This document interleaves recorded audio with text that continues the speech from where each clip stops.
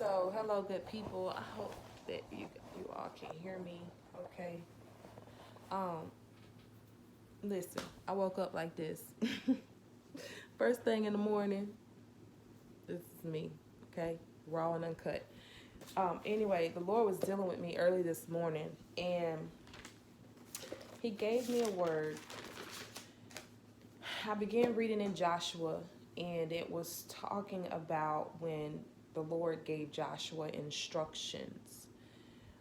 In Joshua 1 and 2, it says, Moses, my servant, is dead. Now therefore arise, go over this Jordan, thou and all this people, unto the land which I do give to them, even to the children of Israel. And I want to focus today on rising up and go. So rise up and go. When great leaders in the Lord pass away, they pass the baton. The question is, are you ready to receive it? Have you positioned yourself in such a way that you receive the baton successfully? In track, there's a relay race where there are 4 runners placed strategically on the track. The first runner carries the baton.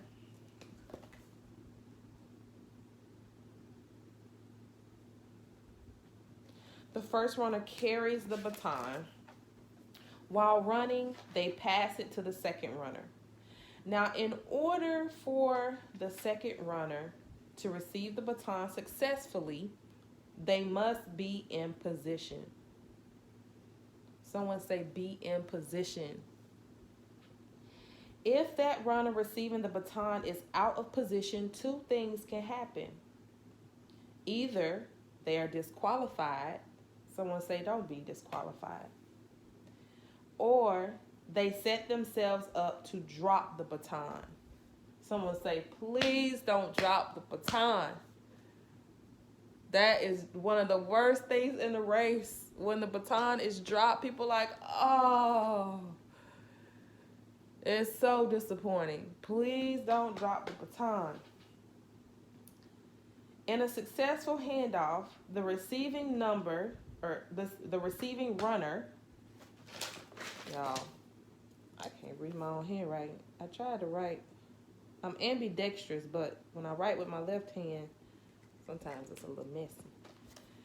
In a successful handoff, the receiving runner is positioned in a pose that says they are ready to go. So who has run track before? So I need a volunteer. So I need you guys, where you are, to stand up and position yourself like you're ready to go in a race. So you're positioned low, your head down, and you're ready. You're watching for that runner. So you're positioned low.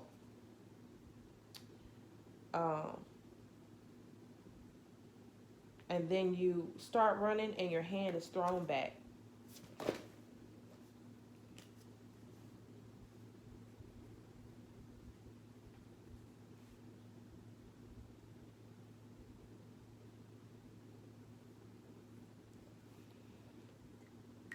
Then hand is thrown back. Once the coming runner gets to a certain spot on the track, the receiving runner begins to run. And when the time is right, the exchange happens as the coming runner extends his arm forward and the receiving runner extends his hand back. So the runner's down. And when they start running, they rise just slightly and they start going. Rise and go. The receiving runner can't take off too early, or else they would leave the coming runner and the exchange would be compromised. Both runners must time the exchange carefully but swiftly in order to ensure a proper and successful handoff. Someone say divine timing. So when God says go, you go. You have to move quickly. No time for contemplation. Well, God, I just don't know if I can do that. Well, God, I no time for excuses. Just do. Move when God says move. So, in essence, this process is repeated.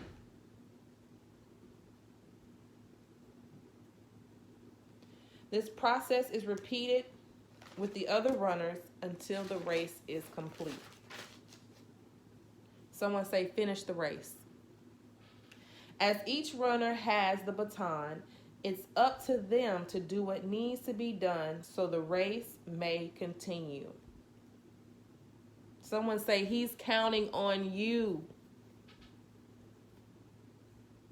He's counting on you so the race can continue. In a relay, the pressure is on. The pressure is on the first baton holder initially. Their goal is to get to their partner quickly and efficiently. The last baton holder has the pressure of finishing the race in the best position and or placing. Each runner counting on the next runner to help finish the race.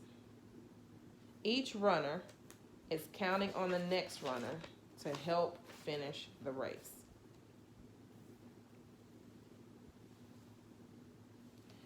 Ask yourself, am I in position to help finish the race? Well, are you? I had to ask myself, am I in position to help finish the race? Am I really? Am I ready to rise up and go forward, allowing God to use me as He sees fit, allowing God to speak through me, to show forth His miracle working power? Am I in position where God may be glorified in my lifestyle?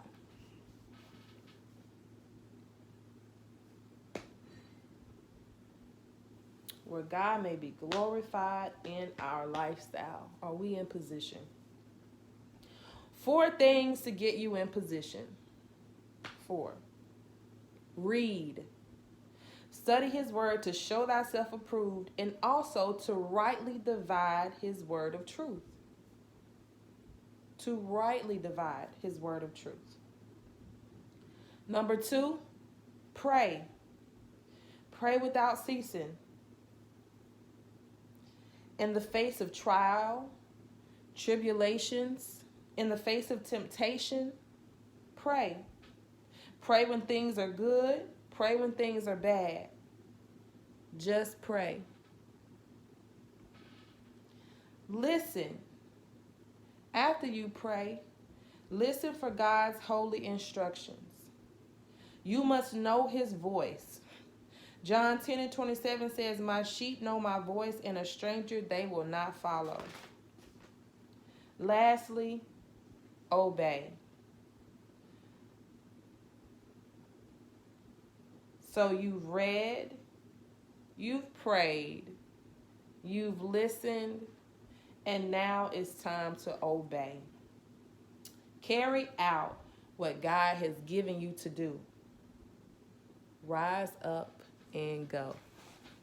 Rise up and go. We got to rise up and go. We got to go. We got to do it. Like Nike, just do it. I say that all the time. Like Nike, just do it. Just do it. And don't put yourself, my biggest thing was not staying in the word.